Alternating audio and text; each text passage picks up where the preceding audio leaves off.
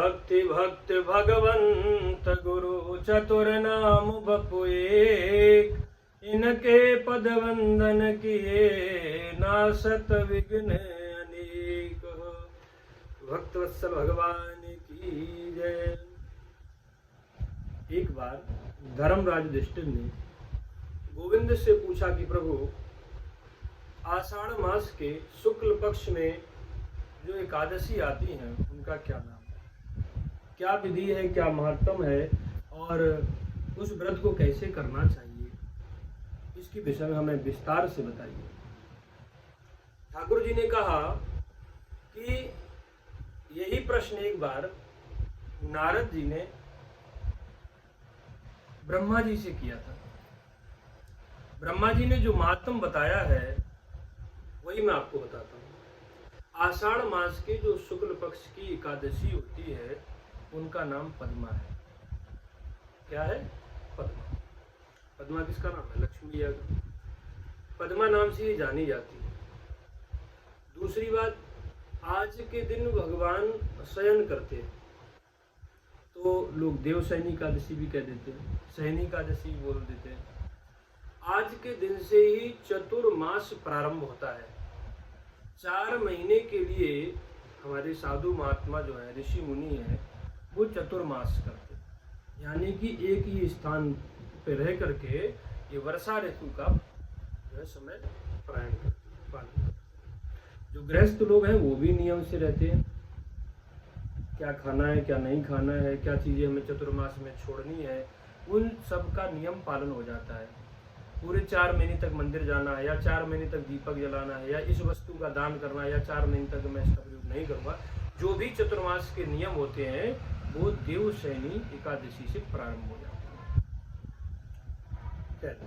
देवशयनी एकादशी के महात्म के विषय में कथा जो ब्रह्मा जी ने नारद जी को सुनाई थी वो आप लोग सुनेंगे। एक जो है सूर्यवंशी में बहुत प्रतापी राजा हुए हैं मानधाता, उनका परिचय देने की आवश्यकता नहीं है। इतने प्रतापी राजा थे कि समझ लो जैसे सगर, भगीरथ, दिलीप और इक्ष्वाकु, हरिश्चंद्र, हमारे राघव, राघवेंद्र, इनका सबका वर्णन है सूर्यवंश में, ऐसे मानधाता का भी वर्णन है।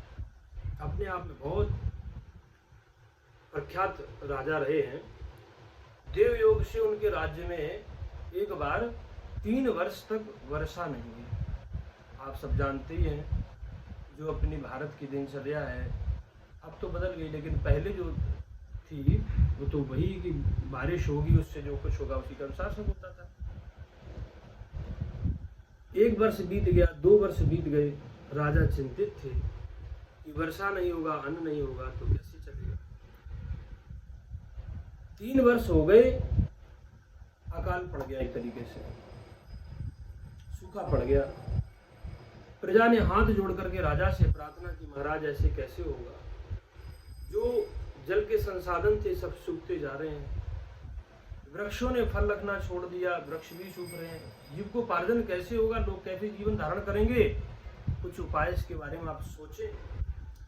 राजा ने कहा, देखो कितने धर्मात्मा राजा थे, राजा ने कहा जब राज्य में कोई दुर्भिक्ष मरण होता है या किसी प्रकार की आपत्ति संकट उत्पन्न होता है उसमें राजा का दोष होता है। राजा ने वो दोष अपने ऊपर लिया, कहा कि इसमें तुम्हारा कोई दोष नहीं है और ये मेरे पाप की वजह से मेरे राज्य में अकाल पड़ रहा है, सूखा पड़ रहा है, वर्षा नहीं हो रही है, जो हम पर देवताओं की कृपा नहीं हो रही है, इसलिए प्रजा दुखी है, परेशान है। और मैं विचार कर रहा हूँ बार बार कि मेरे से कौन अपराध हुआ है, किस प्रकार मैंने कौन सी गलती की है जिसकी वजह से ये परेशानी आ रही है।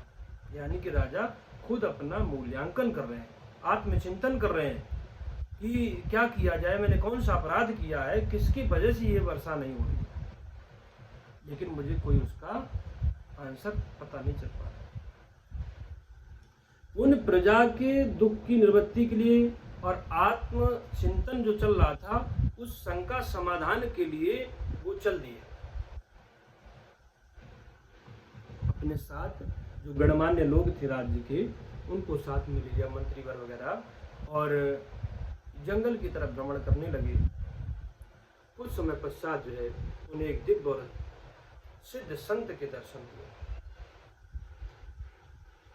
और जब संत मिल जाते हैं तो सभी समस्याओं का समाधान हो जाता है। ये आप लोग सब समझ लें। नकली संत नहीं, तो वास्तविक संत हैं जो भगवान हरि के परकर है। और एक गुण रहस्य तो ये है, जो स्वयं भगवान भी जिनके पीछे पीछे चलते हैं वही संत है। जहाँ भक्त मेरे पांव धरे तहाँ धरूं मैं हाथ, पाछे पाछे मैं फिरूं कभी न छोड़ूं साथ। ये मेरे गोविंद का वचन है। ऐसे संत थे। अंगिरा नाम के ऋषि थे। राजा ने देखा ये तो भगवान के बहुत दिव्य भक्त है, चरणों में लेट गए, प्रणाम किया। राजा को इस प्रकार वंदन करते देख करके अंगिरा ऋषि ने अपनी नित्य क्रिया जो संध्या वंदन था, पूजन था, उससे निवृत्त होकर के राजा से पूछा, तुम कौन हो, यहाँ कैसे आए? राजा ने अपना परिचय दे दिया। महाराज मैं आपका बेटा मानदाता हूँ। मेरे राज्य में 3 वर्ष से जल वर्षा नहीं हुई है। जब जल वृष्टि नहीं होगी तो अन्न नहीं उपजेगा, अन्न नहीं उपजेगा तो प्रजा का पालन कैसे होगा, जीवन धारण कैसे होगा। महाराज करुणा करके कुछ हमारे अवगुणों पर अपनी दृष्टि डालो। हमने क्या अपराध कर दिया है, किसके फल स्वरूप हमारे राज्य में वर्षा नहीं होगी। अंगिरा ऋषि ने कहा, राजन इसमें तुम्हारा कोई अपराध नहीं। तुम्हारे राज्य में वर्षा न होने का कारण कुछ और है। मानदाता ने कहा, प्रभु उस कारण को मुझे बताएं, उसको दूर करने का मैं प्रयास करूंगा।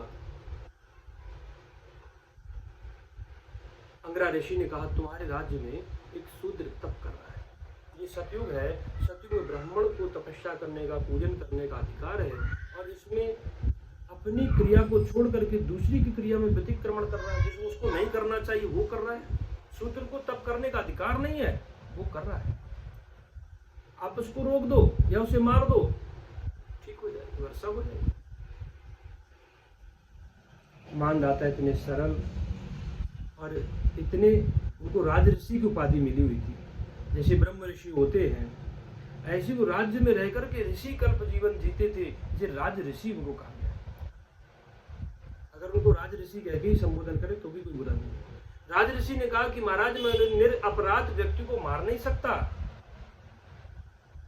आप कोई दूसरा विकल्प बताओ, कोई दूसरा और रास्ता बताओ, मैं उसको मारूं भी ना और वृष्टि भी हो जाए, सबका जीवन धारण हो जाए। जानते हो संत के पास बहुत सारे रास्ते होते हैं। गृहस्थी के पास एक रास्ता होता है और वो बंद हो जाए तो परेशान हो जाता है। महात्मा जो है दोनों परिस्थितियों में मंगल करते हैं। दोनों परिस्थितियों, अच्छा हो रहा है तो मगन है और बुरा हो रहा है तो भी मगन है। कहा कि राजन अब तुम दूसरा उपाय सुनो, और आप सब लोग भी सुने। वर्षा ही नहीं, सभी मनोकामनाओं को पूरा करने के लिए आषाढ़ शुक्ल पक्ष की जो देवशयनी एकादशी, जिसको भी मैंने पद्मा नाम बताया था, पद्मा नाम की जो एकादशी है, इनका विधि पूर्वक नियम से जो व्रत करता है उसकी सभी संकल्पों की पूर्ति हो जाती है। जाओ उसे मत मारो और तुम पद्मा नाम की एकादशी का व्रत कर लेना, दृष्टि हो जाएगी। अपने प्रजा के साथ बैठ करके मानदाता जी ने पद्मा एकादशी का व्रत किया, देवशनि मैया का व्रत किया। अगले दिन द्वादशी रहते हुए पारायण करा और भगवान से करबद्ध प्रार्थना की, प्रभु अब अपनी कृपा करो। जलम विष्णु, जल में भगवान विष्णु का वास होता है। हे नारायण अब अपना आशीर्वाद में प्रदान करो। और जल बरसने से अन्न की वृद्धि हुई।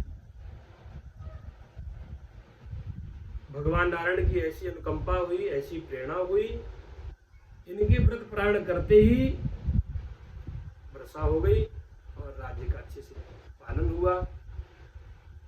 जो विश्वास भाव से भगवान में श्रद्धा रखते हुए देवशयनी एकादशी का व्रत करते हैं, वो अपने सभी कामनाओं की पूर्ति।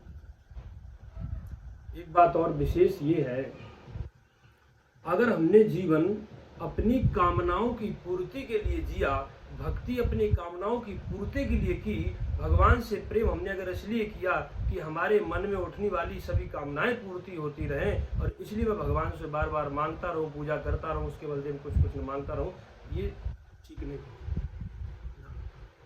कोई जीवन में कामना ना हो और भगवान से हम फिर भी प्रेम करें, वही जीवन सही है। तो आप व्रत करें, घर में सभी सदस्य करें, और भगवान के चरणों में प्रेम बढ़े, भगवान का आशीर्वाद प्राप्त हो, और अंत में जब ये शरीर पूरा हो जाए तो भगवान के धाम की प्राप्ति हो। नाम, रूप और लीला धाम, वहां तक की प्राप्ति हो जाए, यात्रा पूरी हो जाएगी। ऐसे ही ये भाव रखते हुए देवशनि मैया का सभी लोग व्रत करें। पुनः मैं करवद्य सबको फिर दोबारा बोलता हूँ, राधे राधे, जय श्री कृष्णा। सबका जीवन मंगलमय हो।